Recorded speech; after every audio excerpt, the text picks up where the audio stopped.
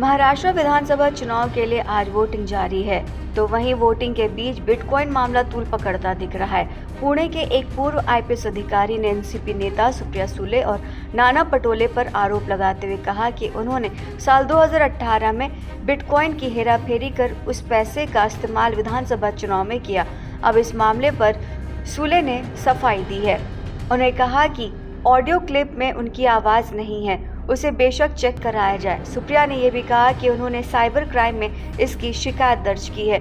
सुप्रिया ने आगे ये भी साफ किया कि भारतीय जनता पार्टी के प्रवक्ता ने प्रेस कॉन्फ्रेंस की, मुझे कई लोगों ने फ़ोन किया, मैंने सुधांशु त्रिवेदी के खिलाफ आपराधिक मानहानि का नोटिस भी दिया है। बता दें कि बीजेपी ने सुप्रिया सुले और नाना पटोले पर बिटकॉइन ट्रांजैक्शन का आरोप लगाया था।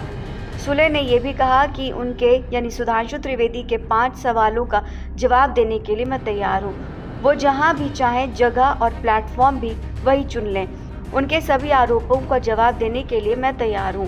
बिटकॉइन विवाद पर अजीत पवार ने कहा कि इस मामले की जांच की जानी चाहिए। मैंने इससे जुड़ी न्यूज़ देखी। मैं नाना पटोले को कई सालों से जानता हूँ। वो स्पीकर थे और उनकी आवाज़ पहचान सकता हूँ, लेकिन मैं कुछ स्पष्ट नहीं कह सकता क्योंकि कुछ लोग आवाज़ की नकल भी करते हैं। लेकिन जहां तक इस ऑडियो क्लिप में मौजूद आवाज़ का सवाल है, तो ये सुप्रिया सुले और नाना पटोले की ही है, इसलिए इस मामले की जांच ज़रूर होगी।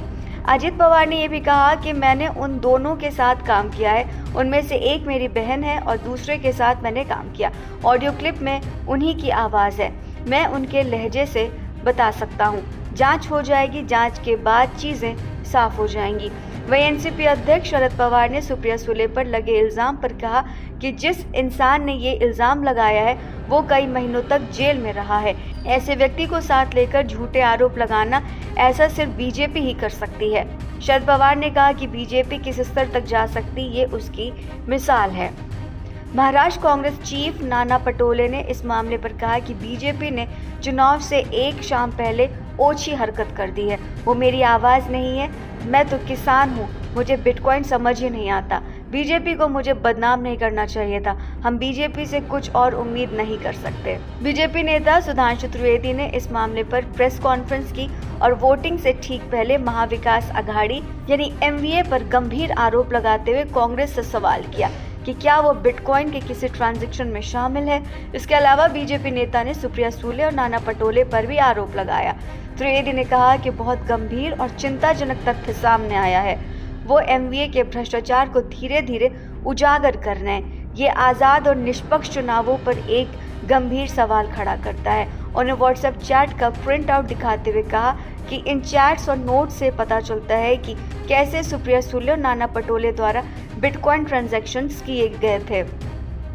बीजेपी की तरफ से दावा किया गया है कि नाना पटोले, सुप्रिया सुले, पुलिस कमिश्नर अमिताभ गुप्ता और डीलर अमिताभ के बीच वॉइस नोट्स का भी आदान प्रदान हुआ है।